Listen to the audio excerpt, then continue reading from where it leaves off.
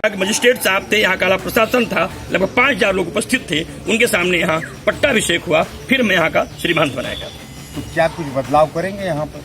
अगर भगवान ने अवसर दिया और यहाँ के लोगों की सहानुभूति मिली तो मैं ये वचन देता हूँ कि सीता कुंड का सबसे सुंदर, सबसे भव्य, सबसे विशाल यह स्थान होगा। आने वाले समय में लोग इस मंदिर के नाम से सीता कुंड को जानेंगे। यह मैं आपके माध्यम से यहाँ के लोगों को विश्वास दिलाता हूँ। मैंने अपने शिष्यों के बल पर मैं आपसे कहता हूँ, यहाँ करोड़ों करोड़ों रुपए खर्च करके मैं इसको इतना दिव्य और इतना भव्य बना दूंगा कि आने वाला हर व्यक्ति सीता कुंड को देखने की इच्छा करेगा। इसका मतलब जो पौराणिक महत्व है उसको आप विकसित करेंगे, जैसे एक टूरिस्ट प्लेस की तरह, यहाँ पर पर्यटन स्थल की तरह। वैसे है ये पर्यटन स्थल, इसकी महत्ता भी है, हमारी पौराणिक महत्ता है, लेकिन फिर भी जो डेवलपमेंट है जो काफ़ी व्यवस्थित नहीं है।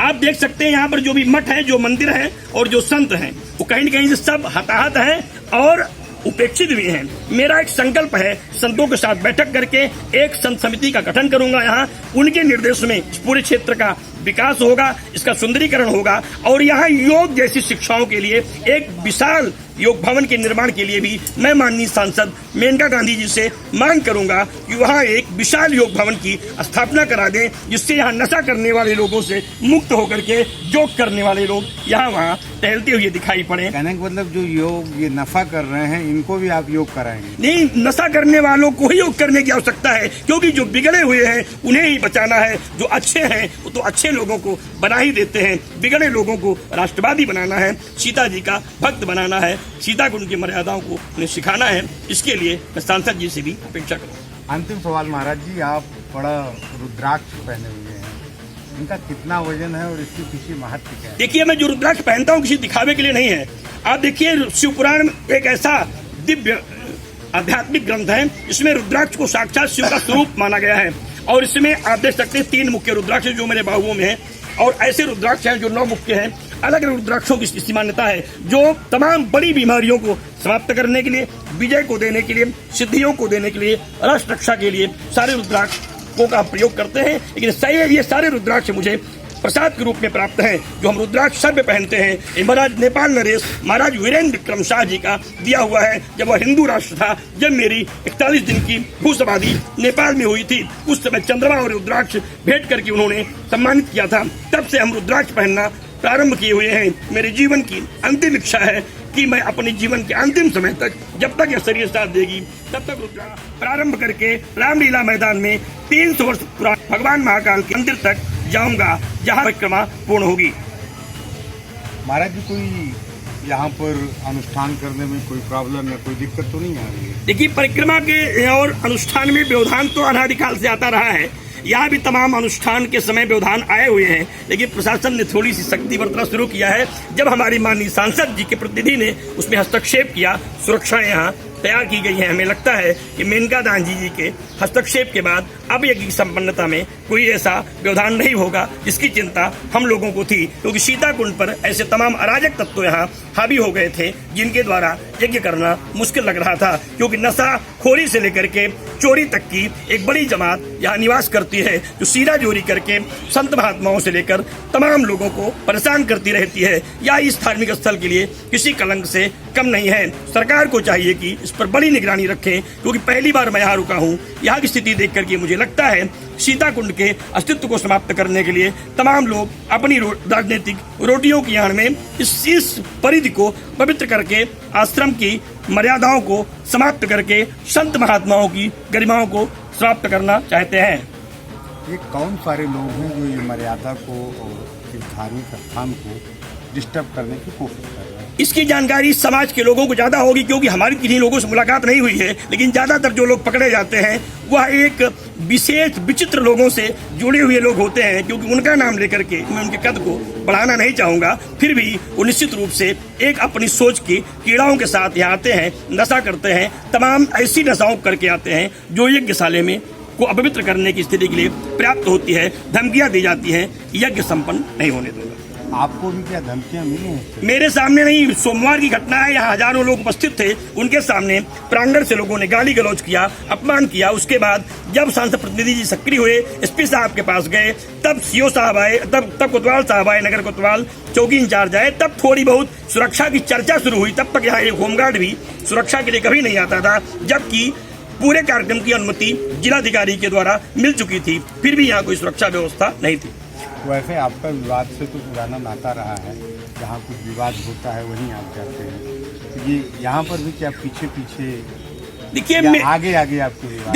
देखिए विवाद से मेरा नाता नहीं है। मैं विवाद को स्वाहा करने वाला साधु हूँ ना, क्योंकि यत्र योगेश्वरा कृष्ण तत्र पार्थो धनुर्धरा, तत्र सन करूंगा। यहाँ उनके निर्देश में पूरे क्षेत्र का विकास होगा, इसका सुंदरीकरण होगा, और यहाँ योग जैसी शिक्षाओं के लिए एक विशाल योग भवन के निर्माण के लिए भी मैं माननीय सांसद मेनका गांधी जी से मांग करूंगा कि वहाँ एक विशाल योग भवन की स्थापना करा दें, जिससे यहाँ नशा करने वाले लोगों से मुक्त होकर के योग करने वाले लोग यहाँ वहाँ टहलते हुए दिखाई पड़े। कहने का मतलब जो योग ये नशा कर रहे हैं, इनको भी आप योग कराएंगे? नहीं, नशा करने वालों को ही योग करने की आवश्यकता है, क्योंकि जो बिगड़े हुए हैं उन्हें ही बचाना है। जो अच्छे हैं वो तो अच्छे लोगों को बना ही देते हैं, बिगड़े लोगों को राष्ट्रवादी बनाना है, सीता जी का भक्त बनाना है, सीता को उनकी मर्यादाओं को उन्हें सिखाना है। इसके लिए मैं सांसद जी से भी अपेक्षा करूँ।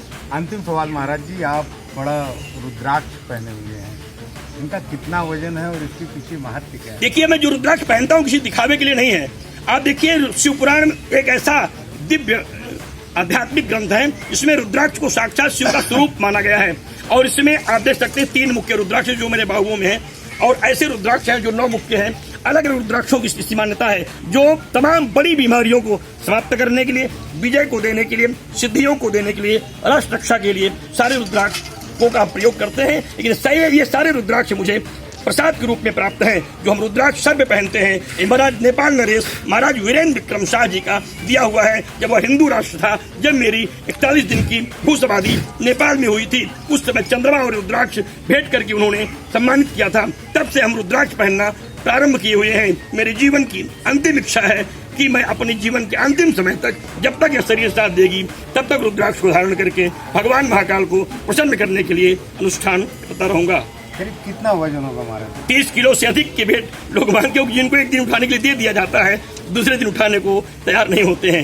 ये करीब 30 किलो वजन है जी। 30 किलो से कम इसका वेट नहीं है, अधिक हो सकता है, क्योंकि मेरी ये एक माला ही लगभग 7 से 8 किलो की होगी, क्योंकि यह स्फटिक मणि है और इसका भार बहुत अधिक होता है। लेकिन रुद्राक्षों के इस भार से हमें कहीं भी ना तो कोई क्लेश होता है और ना हमें वजन लगता है। हमें लगता है यदि और रुद्राक्ष में हमको प्राप्त हो जाए रिक्शा में, उन्हें भी हम धारण कर सकते हैं। करीब कितने रुद्राक्ष होंगे? ये वजन तो इसका 30 किलो है। मेरा ये जो रुद्राक्ष संख्या 33,000 से अधिक रुद्राक्ष हो चुके हैं। छोटे बड़े रुद्राक्षों की संख्या है, आप देख सकते हैं। जो सबसे छोटे रुद्राक्ष हैं ये इस मात्रा में होते हैं, और जो बड़े रुद्राक्षों की मान्यता है वो इन रुद्राक्षों प्रारंभ होकर के पृष्ठ भाग में एक रुद्राक्ष है जिसकी मान्यताओं के रूप अनुसार होते हैं। इसलिए आंवले से बड़ा रुद्राक्ष और सबसे छोटा रुद्राक्ष भी हमें प्राप्त हुआ है। इससे बड़े रुद्राक्ष और नहीं होते। करीब 33,000 रुद्राक्ष आप? हाँ, इससे अधिक होंगे, कम हो नहीं सकते। 30 किलो का? इससे अधिक होंगे, कम हो नहीं सकते। 30 किलो का वजन और 33,000 से अधिक रुद्राक्ष। जी, ये मेरे जीवन, क्योंकि 33 करोड़ देवी देवता हैं, उन देवताओं के प्रतीक के रूप में मैंने धारण किया है। क्योंकि भगवान शिव को प्रसन्न करने के लिए सारे देवताओं को प्रसन्न करना होगा। शास्त्रों में ये मान्यता है, भगवान शिव का जो भक्त हो, भगवान राम का जो भक्त हो, भगवान कृष्ण का जो भक्त हो, भगवती का जो भक्त हो, उसे सारे देवताओं को उपासना करनी चाहिए। जो संप्रदायवाद की बात करते हैं, पंथवाद की बात करते हैं, देववाद की बात करते हैं, उन्हें निश्चित रूप से आस्थाओं का ज्ञान नहीं है। ये सारे देवताओं की उपासना करनी चाहिए, क्योंकि जो 9 मुख का रुद्राक्ष है, इसमें कोई लक्ष्मी का मुख है, कोई गणेश का मुख है, कोई कार्तिकेय का मुख है, कोई शिव का मुख है। इस तरह सारे देवताओं के अलग अलग स्वरूप है। सबके अलग अलग रुद्राक्षों की भगवान ने सृष्टि की है, उनको सबको प्राप्त करने का सौभाग्य मुझे प्राप्त हुआ है। जनपद वासियों से कुछ कहना चाहेंगे आप? जनपद वासियों से एक बात कहूंगा, बचा लीजिए ये धरोहर है तेरी, बचा लीजिए ये धरोहर है तेरी, सीता ये माँ की अनुग्रह थोरी, इसे देख कर मन विकल हो रहा है, श्रद्धा के मन को जगा दो ये थोड़ी, क्योंकि जो बेसन गड्ढा बना हुआ है, आज यहाँ हम कहने में हमें क्लेश होगा, यहाँ ऐसे भी कार्य होते हैं जिनकी चर्चा मैं नहीं कर सकता। आज सीताकुंड अपवित्र होते दिखाई पड़ता है, शोषित होते दिखाई पड़ता है। यहाँ श्रद्धा वाले लोग आए, पूजा वाले लोग आए, भक्त लोग आए, लेकिन यहाँ ऐसे लोग नहीं आए जिससे मेरी भारतीय संस्कृति, मेरी मर्यादा और मेरी भावनाएं ठेस को पहुंचे। सब लोगों को, सुल्तानपुर के लोगों को नहीं, पूरे देश के लोगों को सीताकुंड की गरिमा को बचाने के लिए आगे आना चाहिए। यह धार्मिक पीठ है, किसी की न धरोहर है न किसी की संपत्ति है। सबको मिलकर के इस सीताकुंड की रक्षा, सुरक्षा के प्रति काम करना चाहिए। विशेषकर मैं मुख्यमंत्री जी से अपेक्षा करूँ, एक संत है और इस परंपरा से जुड़े हुए हैं, माननीय मुख्यमंत्री से अपेक्षा है कि सीताकुंड पर जो अतिक्रमण हो रहे हैं उन्हें तत्काल रोका जाए और मठ मंदिरों की सुरक्षा के लिए एक कमेटी गठित की जाए। उनकी देखरेख में संत महात्माओं की सुरक्षाएं सुनिश्चित की जाए, क्योंकि तमाम संतों पर यहाँ अतिक्रमण हुआ है, लोग मर गए हैं, अपमानित हुए हैं और लोग अपने जीवन की भिक्षा मांग रहे हैं कि हम यहाँ रह पाएंगे या इसी तरीके से प्रताड़ित होते रहेंगे। धन्यवाद महाराज जी। ये थे हमारे महाराज जी, मौनी महाराज जी। इन्होंने संकल्प लिया है कि सीताकुंड घाट को बेहतर बनाने का। बने रहिए हमारे साथ। मैं अनिल पाठक, नफीस खान के साथ, NDTV भारत, सुल्तानपुर। देश दुनिया की ताज़ा तरीन खबरों से रूबरू होने के लिए सब्सक्राइब कीजिए आपका अपना चैनल NDTV भारत।